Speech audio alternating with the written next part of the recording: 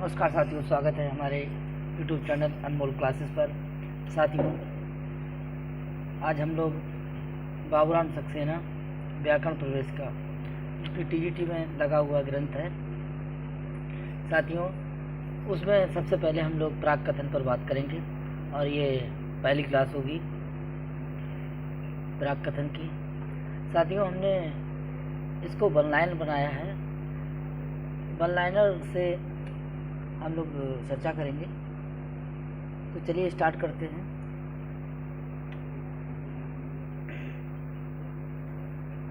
चलिए, पहला पॉइंट आपके सामने, ये सब बाबूराम सक्सेना से ही लिया गया है। तो पहला प्रश्न, पहला पॉइंट ये समझ लीजिए।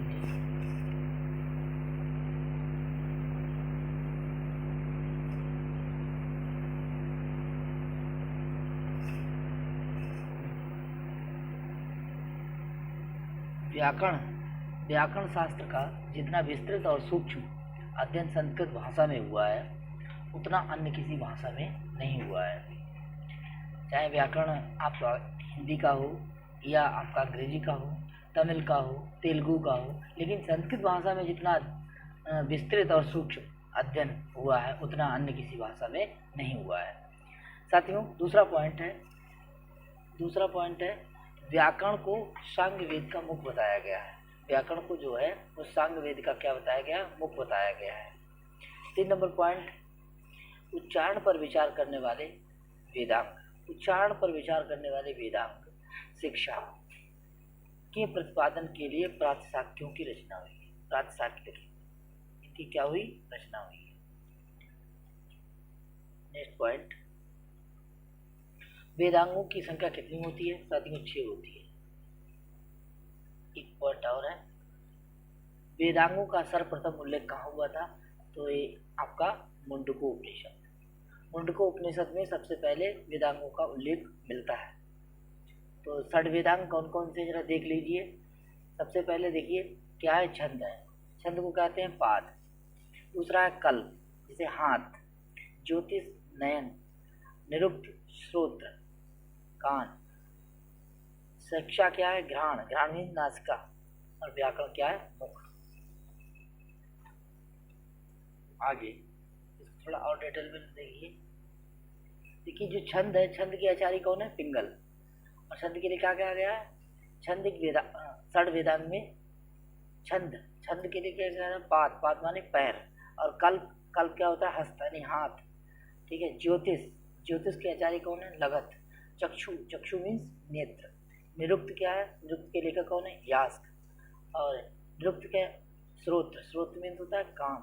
शिक्षा क्या है, शिक्षा यानी लेखक कौन है, पाणिनि। और इसे क्या कहा गया, घ्राण मीन्स नासिका। व्याकरण के कौन है, लेखक पाणिनि। और इसके लिए क्या आया, मुख। आगे का है मुख और मुंह। ठीक है, तो आप इसे कॉपी पे नोट कर लीजिएगा।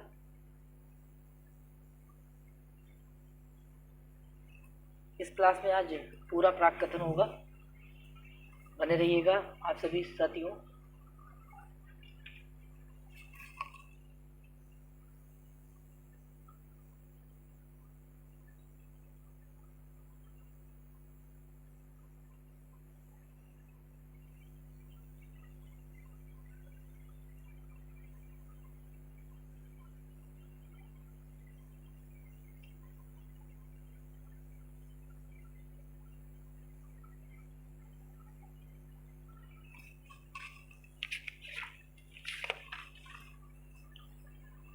नेक्स्ट पॉइंट,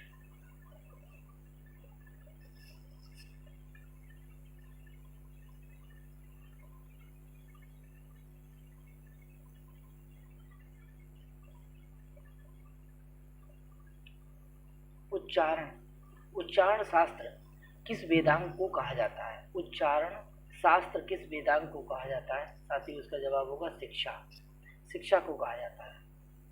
नेक्स्ट पॉइंट, वैदिक काल में शिक्षा की तरह कौन सा ग्रंथ लिखा गया था? वैदिक काल में शिक्षा की तरह कौन सा वेदांग लिखा गया था? कौन सा ग्रंथ लिखा गया था? तो ग्रंथ जो है आपका प्रातिशाख्य लिखा गया था। चलिए आगे, शब्द व्युत्पत्ति संबंधी वेदांग कौन सा है? शब्द व्युत्पत्ति वेदांग जो हमारा है वो निरुक्त है, और निरुक्त के लेखक कौन है? यास्क है। निरुक्त के लेखक कौन है? यास्क। नेक्स्ट पॉइंट है यास्क।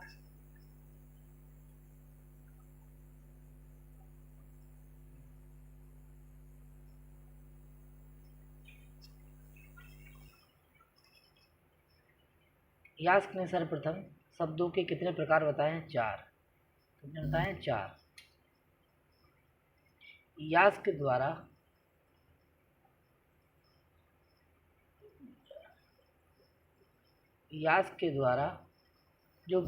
यास्क द्वारा विभाजित 4 प्रकार के पदों के नाम। नंबर 1 आख्यात, नाम, आख्यात, उपसर्ग और निपात। ठीक है, इनकी संख्या कितनी है? 4।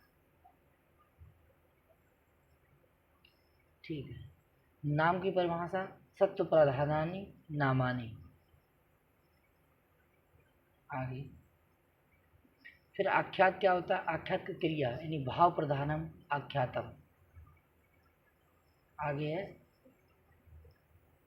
और उपसर्ग क्या होता है? न निर्विद्या उपसर्गा निरा आहुति कर्म उपसंयोग धोता भवन्ति इति। निपात क्या है? निपात भी 3 प्रकार के होते हैं, एक उपमार्थक, एक पादपूर्णक, एक कर्म संग्रहार्थक। इस तरीके से निपातों की संख्या अगर पूछे निपात कितने प्रकार के होते हैं तो 3 प्रकार का तत्व। ठीक हो गया साथियों। इसके आगे जो है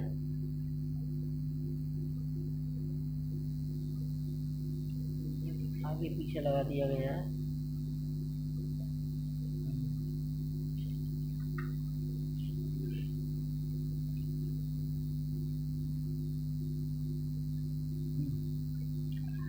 यास्क के अनुसार संपूर्ण शब्द समूह का आधार क्या है? तो धातु समूह। यास्क के अनुसार संपूर्ण शब्द समूह का आधार है धातु समूह। अष्टाध्यायी में कितने अध्याय हैं? 8 अध्याय हैं। यास्क का अनुमानित समय कितना है? 800 वर्ष ईसा पूर्व। यास्क के पूर्ववर्ती आचार्यों की कृतियां बोले विस्मृति के गर्त में किसके कारण चली गई? तो अष्टाध्यायी के कारण चली गई।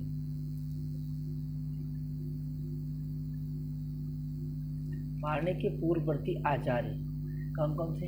आपिसली, कास्कसन, स्फोटायन, साकल, शाक्टायन। ठीक है, 5 हैं, याद कर लेंगे साथियों। पाणिनि व्याकरण से पहले कौन सा व्याकरण था? बहुत इंपॉर्टेंट सवाल, ऐन्द्र व्याकरण था। चीनी यात्री हेन सांग के अनुसार कलाप व्याकरण किसका अनुसरण करता है? साथियों, ऐन्द्र व्याकरण का करता है। ऐन्द्र व्याकरण के अनुसार कौन सा व्याकरण लिखा गया? कलाप व्याकरण लिखा गया। आगे तैत्तिरीय संहिता के अनुसार सर्वप्रथम व्याकरण है तो ऐन्द्र व्याकरण।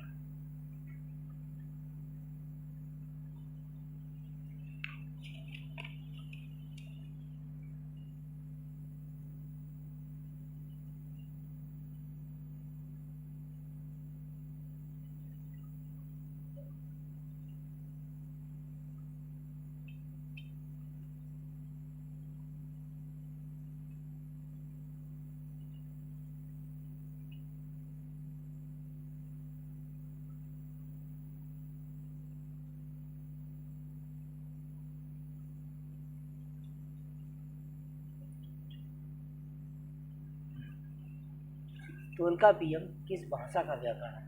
साथियों, तमिल भाषा का व्याकरण है। ऐन्द्र व्याकरण की समानता डॉक्टर वर्नेल ने किससे दिखलाई है? तो तमिल व्याकरण तोल्काप्पियम से दिखलाई है। ऐन्द्र व्याकरण और तोल्काप्पियम की तुलना किसने की है? डॉक्टर वर्नेल ने की है। डॉक्टर वर्नेल के अनुसार सर्वप्रथम प्राचीनतम व्याकरण कौन सा है? ऐन्द्र व्याकरण। साथियों, ये संस्कृत का व्याकरण।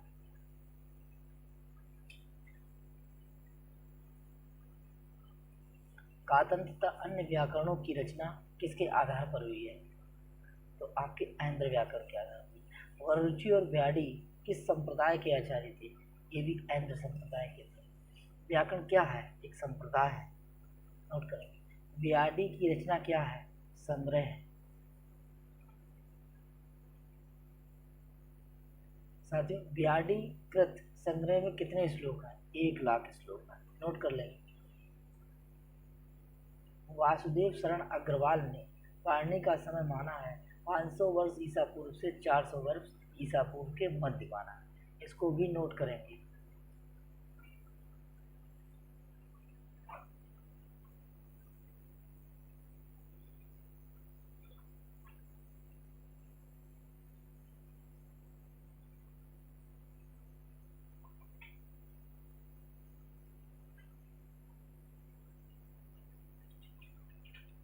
आगे, मैक्स मूलर ने पाणिनि की तिथि मानी है 300 वर्ष 350 ईसा पूर्व निर्धारित की है। पाणिनि का आधुनिक अटक जिले तथा सालातुर नामक ग्राम के निवासी थे। ये भी नोट कर लेंगे साथियों। पतंजलि के महाभाष्य के अनुसार उनकी माता का नाम दाक्षी था, इसीलिए उन्हें दाक्षी पुत्र भी कहते थे। आगे, कथा सरित सागर के चतुर्तरंग के अनुसार पाणिनि के गुरु का नाम वर्ष अथवा उपवर्ष है। वर्ष अथवा उपवर्ष है। परंपरा के अनुसार इनके गुरु का नाम क्या है? माहेश्वर है। महेश्वर है, सॉरी, महेश्वर है। माहेश्वर सूत्र होते हैं, ये महेश्वर है। कथा सरित सागर के अनुसार पाणिनि कात्यायन ब्याडी इंद्रदत्त के समकालीन थे। पंचतंत्र के एक श्लोक के अनुसार पाणिनि की मृत्यु व्याघ्र के हाथों हुई थी। पाणिनि ने भगवान शंकर की तपस्या की और उन्हें प्रसन्न करके उनके डमरू से निकली हुई ध्वनि समूह को माहेश्वर सूत्र कहा जाता है। पाणिनि की निधन तिथि संभवतः त्रयोदशी थी। क्या थी? त्रयोदशी थी।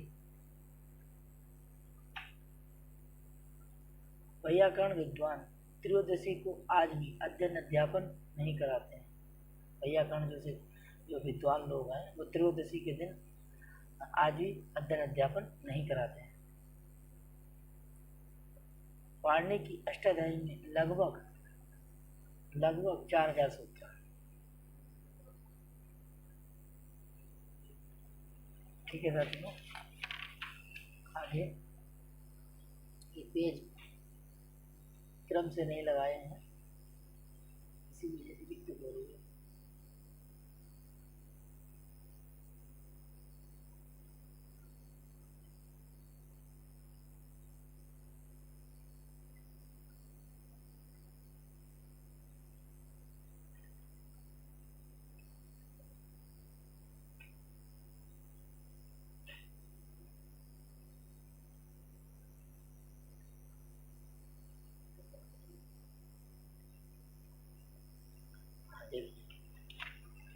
आपको जो बाबूराम सक्सेना में पॉइंट मिलेगा 27 नंबर पे, यहाँ से बनाया गया है। अष्टाध्यायी में 8 अध्याय है साथियों। अष्टाध्यायी में 8 अध्याय, प्रत्येक अध्याय में 4-4 पाद हैं, तो टोटल पादों की संख्या कितनी होगी? 32। प्रथम अध्याय में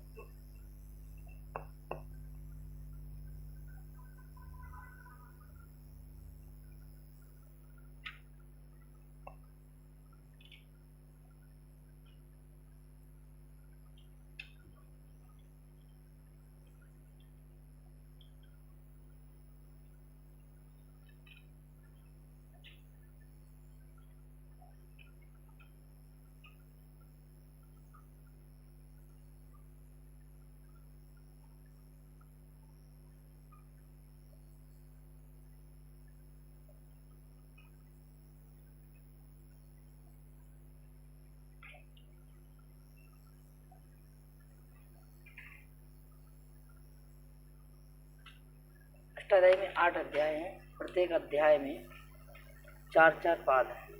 4 पाद हैं यानी 4-4 पाद। एक बार और 4-4 पाद। अष्टाध्यायी में कुल पादों की संख्या कितनी है? 32 है। प्रथम अध्याय में व्याकरण शास्त्र की संज्ञाएं एवं परिभाषाएं हैं। दूसरे में कारक समास है। तीसरे में कृत, तिंग, सनादि यानी कृदंत भी। चौथे पांचवें में तद्धित है, सुप है और आपका स्त्री प्रत्यय है। छठा और सातवें में आपका क्या है? तिंग है और सुप है। 8वें अध्याय में आपकी संधि है और क्या है? कृदंत है। इस तरीके से आगे देखते हैं।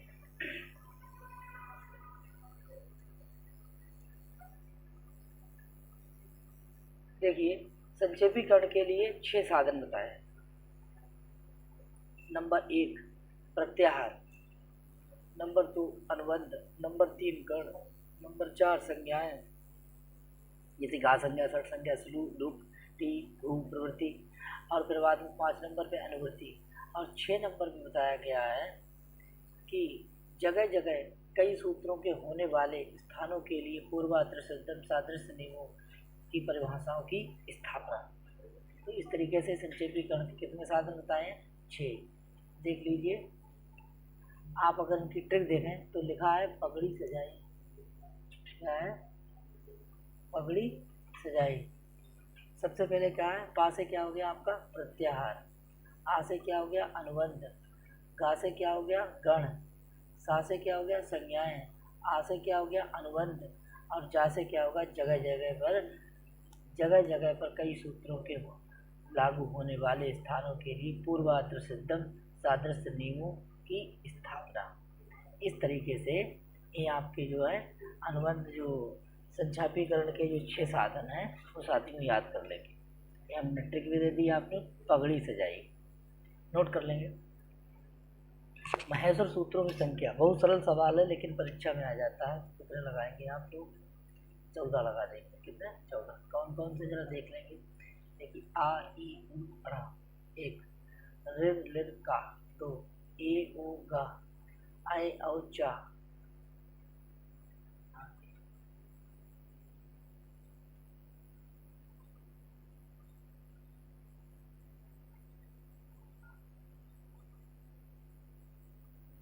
अच्छा। 5वें नंबर पे देखेंगे है व्रत। 6ठे नंबर क्या है? लड़। और 7वें में क्या हो गया है? यम वर्णम, या मा गा ना ना मा। 8वें में क्या हो जाएगा? झवें। और 9वें में क्या हो जाएगा? घ ढ ध श। 10 नंबर पे क्या है? जा वा ग ड द श। 11 नंबर पे खा फा छ ठ थ च ट त व। 12 नंबर क्या है? का पा या। 13 नंबर क्या है? सा स स रा। और 14 नंबर पे आपका क्या है? हल। इस तरीके से कितने हैं आपके? महेश्वर सूत्र 14 है। इन्हें आप पढ़ लेंगे। अब आगे, जो अक्षर हल है, स्वर से युक्त है, वे इत कहलाते हैं। अर्थात जिस व्यंजन में कोई स्वर नहीं है, ठीक है, वो क्या है? वो हमारा इत है, उसकी संज्ञा हो गई है। इस संज्ञा किससे हुई है? हलंत्यन सूत्र से। चलिए आगे हम लोग देखेंगे कि प्रत्याहार संज्ञा करने वाला सूत्र, तो आदरंत्यन संहिता। आदि को अंत से मिलाने पर संहिता संज्ञा होती है। आगे देखते हैं। ये महेश्वर सूत्रों में जो अक्षर हल है वे क्या कहलाते हैं? वो इत कहलाते हैं। क्या कहलाते हैं? इत कहलाते हैं। नेक्स्ट पॉइंट, उपदेश की अवस्था में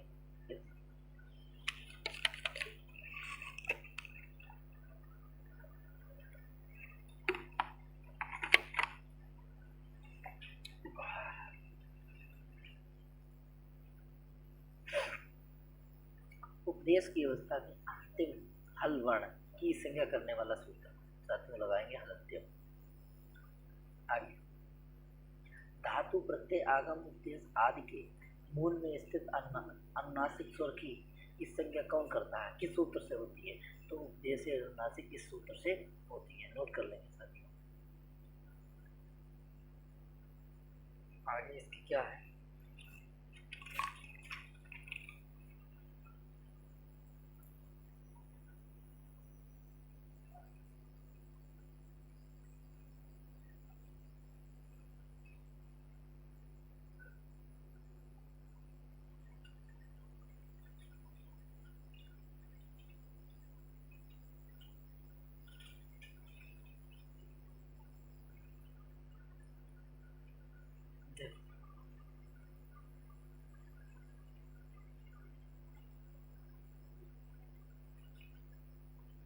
किसी धातु के आदि में प्रयुक्त यही टू डू की इस संज्ञा करने वाला सूत्र, तो आदि यही टू डुआ, ये सूत्र।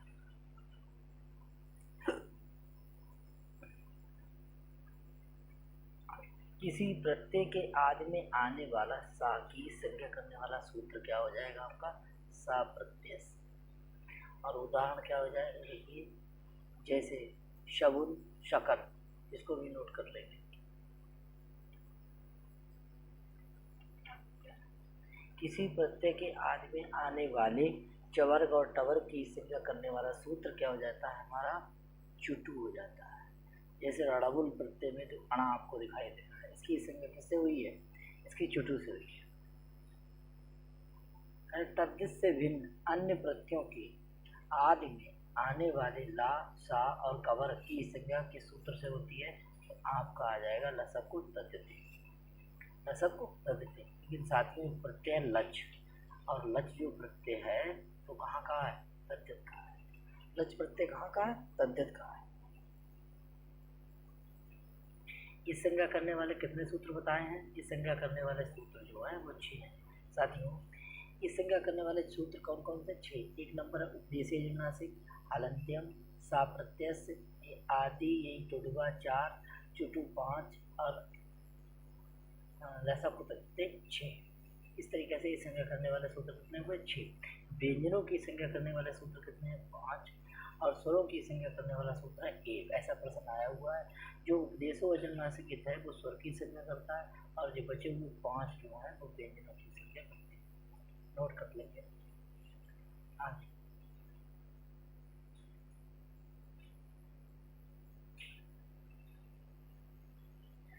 इस संज्ञक वर्णों का लोप विधायक सूत्र एकमात्र है। कौन सा है?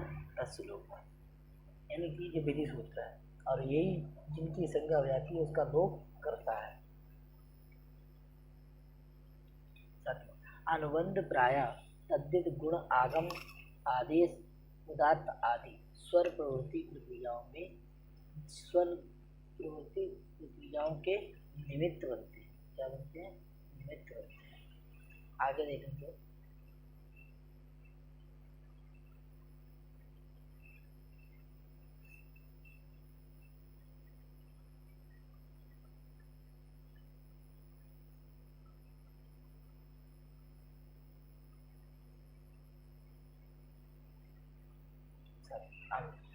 गर्गादि गण में कुल शब्द है 102। नोट कर लेंगे। वृद्धि संज्ञक वर्ण होते हैं, वृद्धि संज्ञक वर्ण होते हैं आ, आए और औ। वृद्धि संज्ञा करने वाला सूत्र है वृद्धिरादेश।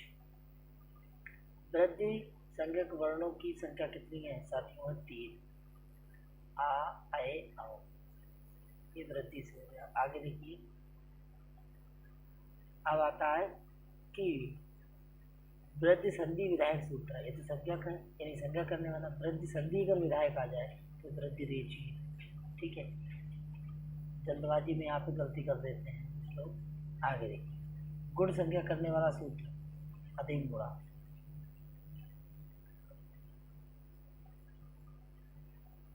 गुण संज्ञक वर्णों,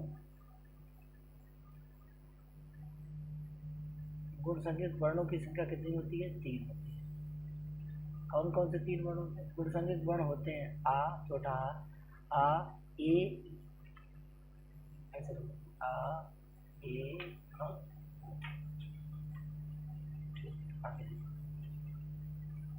गुण संधि विधायक सूत्र कौन सा है आपका आत्मा, ये भी ध्यान देने की बात है। संप्रसारण संज्ञा करने वाला सूत्र कौन सा, इकड़ा संप्रसारण। संप्रसारण वर्ण कौन कौन से होते हैं, 4 होते हैं। कौन कौन से होते हैं, ई, लिर और लिर। टी संज्ञा करने वाला सूत्र होता है आचो इत्यादि टी। उपदा संज्ञा करने वाला सूत्र होता है अलो इत्यादि पूर्व उपदा। अंतिम अलवर्ण की से पहले वाले वर्ण की उपदा संज्ञा होती है, अर्थात सेकेंड लास्ट वर्ड की उपदा संज्ञा होती है। आगे अंतिम स्वर वर्ण, अंतिम वर्ण स्वर या व्यंजन के तुरंत पहले आने वाले स्वर या व्यंजन वर्ण को क्या कहते हैं, उपदा कहते हैं। सेकेंड लास्ट वर्ण की, सेकेंड लास्ट वर्ण की उपदा संज्ञा होती है। आगे प्रातिपदिक संज्ञा करने वाले सूत्र कितने हैं, तो 2 हैं साथियों। नंबर 1 अर्थवद अधातु अप्रत्यय प्रातिपदिकम, ये पहला सूत्र हो गया।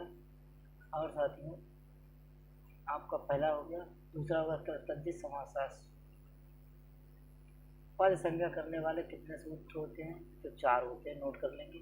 सुप्तिगंतम पदम, नाप्के, सितिजा और स्वादिशु आश्रमनाम स्थान है, नोट कर लेंगे साथियों। आगे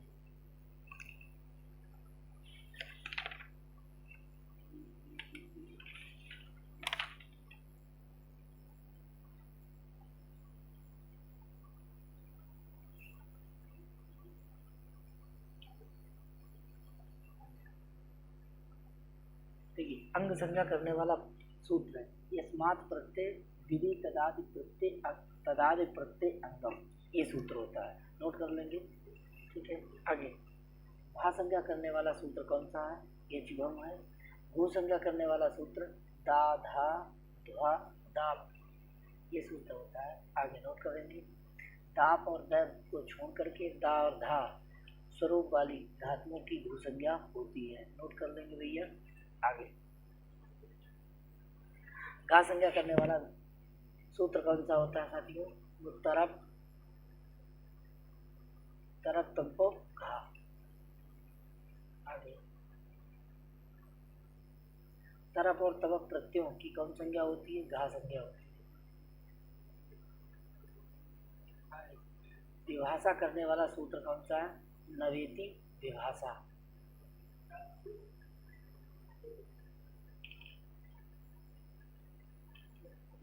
नवेति विभाषा। निष्ठा संज्ञा करने वाला सूत्र कौन सा होता है, कत कतवतु निष्ठा। कत और कतवतु इन दोनों प्रत्ययों की कौन संज्ञा होती है, निष्ठा संज्ञा होती है। संयोग संज्ञा करने वाला सूत्र हलो अनंतरा संयोग। बीच में किसी स्वर के न आने पर 2 या 2 से अधिक मिले हुए व्यंजनों को क्या कहते हैं, तो उन्हें संयुक्त व्यंजन कहते हैं। साथियों नोट करेंगे। नेक्स्ट पॉइंट, संहिता संज्ञा करने वाला सूत्र परासन्निकर्षा संहिता। वर्णों की अत्यंत समीपता की कौन संज्ञा होती है, संहिता संज्ञा होती है, नोट कर लेंगे। प्रग्रह संज्ञा करने वाला सूत्र ईदु दे द्विवचनम प्रग्रह।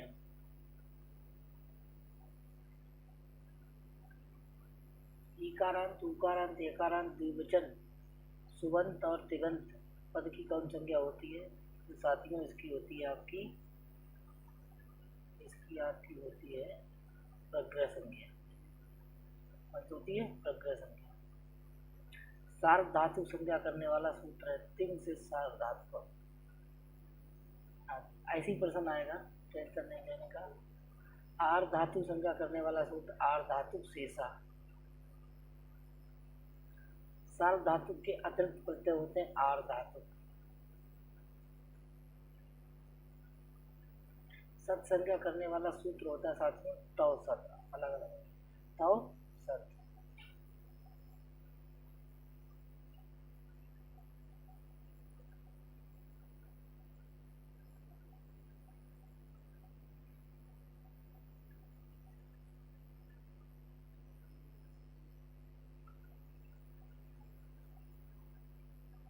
सत्री और सानच वर्तमान कालिक प्रत्यय सत्री संज्ञक होते, यानी सत्संज्ञक होते।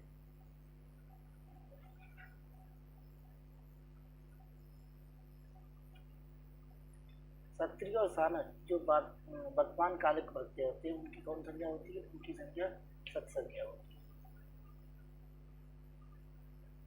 नेक्स्ट पॉइंट, सत्री प्रत्यय जो होते हैं वो परस्मै पद धातुओं से लगते हैं और सानच प्रत्यय होते हैं वो आत्मनेपद पद धातुओं से लगते हैं। अनुनासिक संज्ञा करने वाला सूत्र है, बताएंगे। मुख नासिका वचनों अनुनासिका। नेक्स्ट पॉइंट देखिएगा, जिन वर्णों का उच्चारण नाक व मुख दोनों से होता है उन्हें अनुनासिक वर्ण कहते हैं। उन्हें कैसे क्या वर्ण कहते हैं? अनुनासिक वर्ण कहते हैं। बोल के भी है कांग अंग, तो ये मुख और नाक दोनों से उच्चरित होता है। आगे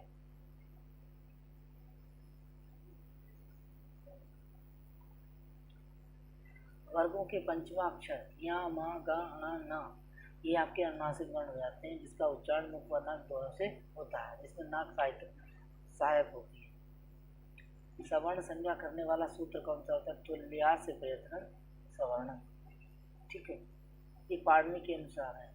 कात्यायन के अनुसार आएगा तो ऋलिर्वर्णयोमिता सवर्णम वाच्यम। देखिए, जब दो या दो से अधिक वर्णों का उच्चारण एक स्थान और अभ्यंतर प्रयत्न समान होता है तो परस्पर क्या कहलाते हैं? तो परस्पर सवर्ण कहलाते हैं। नोट कर लें, ये सवर्ण ही कहते हैं। पाणिनि ने कुछ ऐसे सूत्र बताए हैं जिनका अलग से कोई अर्थ नहीं होता है, लेकिन बाद के सूत्रों से प्रयुक्त होने पर अर्थ निकलता है। ऐसे सूत्रों को क्या कहते हैं? ऐसे सूत्रों को साथियों अधिकार सूत्र कहते हैं। क्या कहते हैं? अधिकार सूत्र। नोट कर लेंगे। पाणिनि ने लोक और वेद की भाषा को क्या माना है? संस्कृत माना है।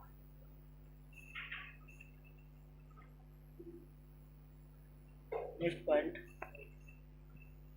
पाणिनि ने लोक की भाषा संस्कृत को तथा वेद की संस्कृत के लिए छंदस का प्रयोग किया है।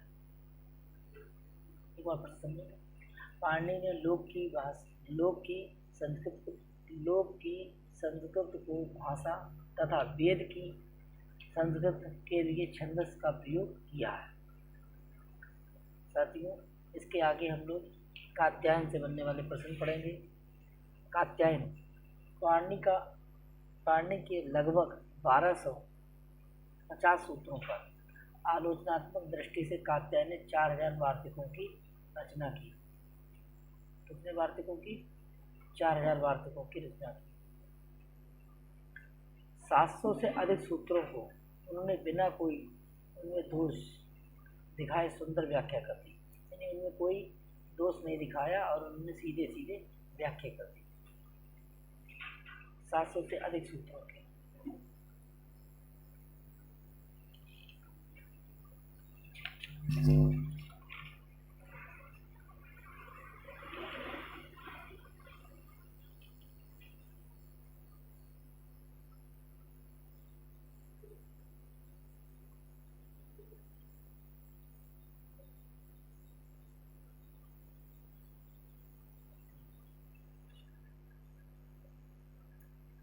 कात्यायन ने 10 सूत्रों को व्यर्थ बताया।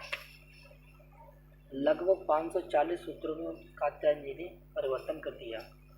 कात्यायन के वार्तिक श्लोक यानी कि आपका श्लोक में और पद्य दोनों में मिलता है। श्लोकों में और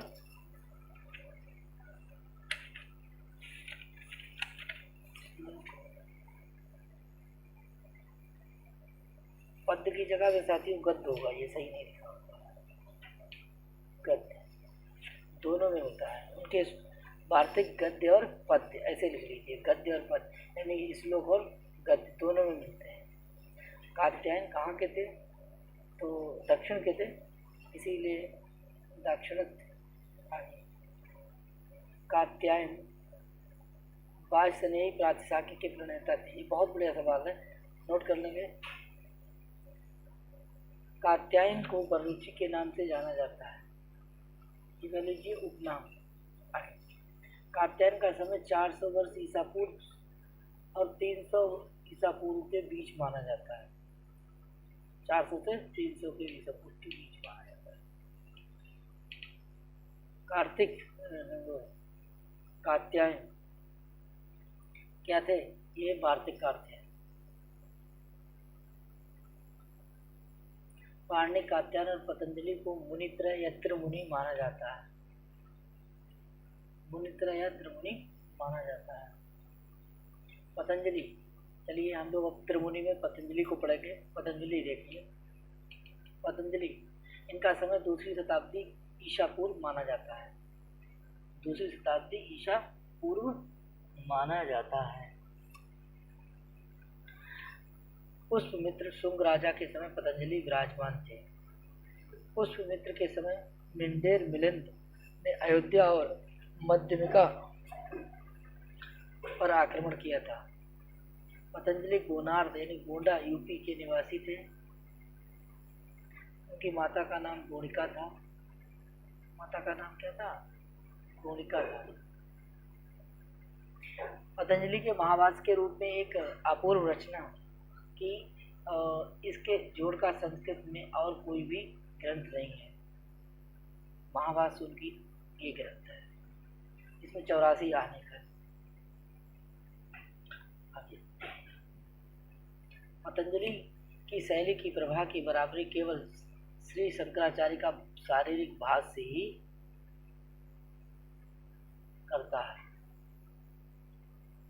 पतंजलि के महावास में सामाजिक, धार्मिक, ऐतिहासिक, भौगोलिक, साहित्यिक सब प्रकार की प्रवृत्तियों का मनोरम चित्रण किया गया है।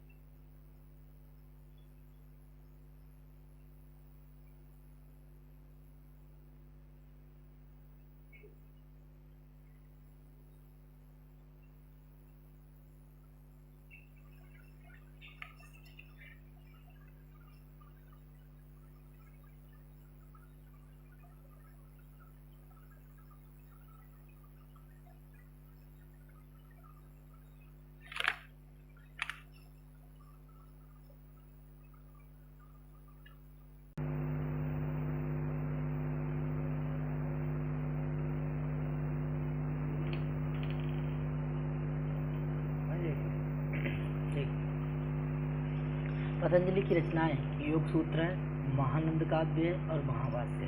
ये 3 रचनाएं बहुत इंपॉर्टेंट। आगे महावास्य की टीका। महावास्य पर टीका वाक्यपदियम टीका जो लिखी थी वो भर्तृहरि ने लिखी थी, और प्रतीप जो टीका लिखी है वो कैयट ने लिखी है। साथियों ये दोनों इम्पॉर्टेंट हैं। आगे टीका है बहुत इम्पॉर्टेंट है, एक प्रश्न आ जाता है परीक्षा में। अष्टाध्यायी की टीका, अष्टाध्यायी की टीका है कासिका, और कासिका जो टीका जो है वो जयादित्य और वामन ने लिखी थी। जयादित्य वामन अलग अलग है, ठीक है। 660 ईस्वी में। शब्द कौस्तुभ जो लिखी थी इसी पर ये भट्टोजी दीक्षित ने लिखी थी। तो अष्टाध्यायी पे 2 टीकाएँ लिखी, एक जयादित्य, एक कासिका, दूसरी शब्द कौस्तुभ। जयादित्य लिखी थी, जो कासिका लिखी थी जयादित्य वामन ने, और शब्द कौस्तुभ लिखी थी भट्टोजी दीक्षित ने। आगे अब कासिका पे आएगी। कासिका पे 2 टीका लिखी, कासिका पे 2 टीका लिखी, एक न्यास लिखी और एक पद्मंजलि लिखी। न्यास लिखी जो जैनेन्द्र बुद्धि ने, और पद्मंजलि लिखी थी हरदत्त ने। साथियों इसके आगे आ गया आपका सिद्धांत कौमुदी की टीका। सिद्धांत कौमुदी की अगर लेखक पूछा जाए तो आप लगाएंगे भट्टोजी दीक्षित। तो सिद्धांत कौमुदी की टीका जो इनकी टीका पर स्वयं इन्हें लिखी थी।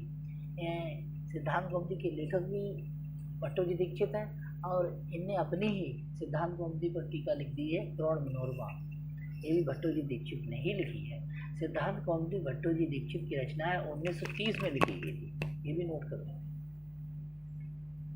आगे द्रोण मनोरमा। द्रोण मनोरमा जो है उस पर 2 टीकाएँ लिखी थी, एक शब्द रत्न जो नागेश भट्ट ने लिखा, एक मनोरमा कुछ मर्दनी जो पंडितराज जगन्नाथ ने लिखा। शब्द कौस्तुभ की जो टीका है, शब्द कौस्तुभ पर जो टीका लिखी गई थी वो विस्मी लिखी गई थी, ये नागेश भट्ट ने लिखी गई थी।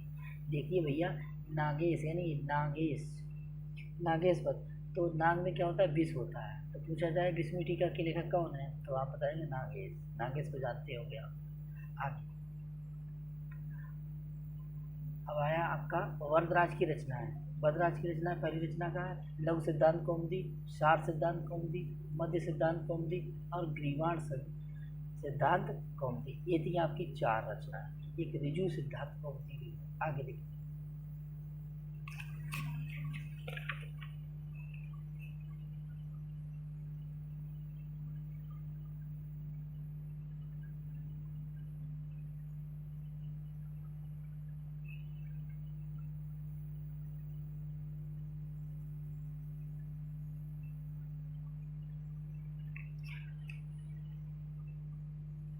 विमल सरस्वती ने 1350 ईस्वी में रूपमाला लिखी थी। रामचंद्र ने 15वीं शताब्दी में प्रक्रिया कौमुदी लिखी थी। नोट कर लेंगे। पाणिनि के उपनाम, जो पाणिनि हैं उनके क्या नाम उपनाम है। उन्हें सालातुर्य कहते थे क्योंकि वे सालातुर में रहने वाले थे। दाक्षी उनकी माता थी इसीलिए दाक्षी पुत्र कहते थे। पणि उसके पिता थे इसीलिए उन्हें पणि पुत्र कहते थे। और आयिका उनके बचपन का नाम है। सलंक उनके बाबा थे इसीलिए उन्हें सालंकी कहते थे। साथियों इसे भी नोट कर लेंगे, ये इम्पॉर्टेंट है। आगे देखिए, लघु सिद्धांत कौमुदी में 1276 सूत्र हैं। ठीक है, नोट कर लेंगे आगे। और प्रथम सूत्र हमारा क्या है, हरंत्यम है लघु सिद्धांत कौमुदी का। ठीक है, अष्टाध्यायी का पहला सूत्र है वृद्धिरादेश और अंतिम सूत्र क्या है, अंतिम सूत्र आ है। और ठीक है, अष्टाध्यायी का पहला सूत्र है वृद्धिरादेश, अंतिम सूत्र आ। लघु सिद्धांत का पहला सूत्र हरंत्यम, अंतिम सूत्र है यूनस्ती। ठीक है, देखिए अष्टाध्यायी का पहला सूत्र वृद्धिरादेश, अंतिम सूत्र आ। आगे देखते हैं, नागेश भट्ट की रचनाएं देखेंगे। शब्देन्दु शेखरा, परिभाषेन्दु शेखरा, लघु मंजूषा, परम लघु मंजूषा, वैयाकरण सिद्धांत मंजूषा। ये है 5 रचनाएं नागेश भट्ट की।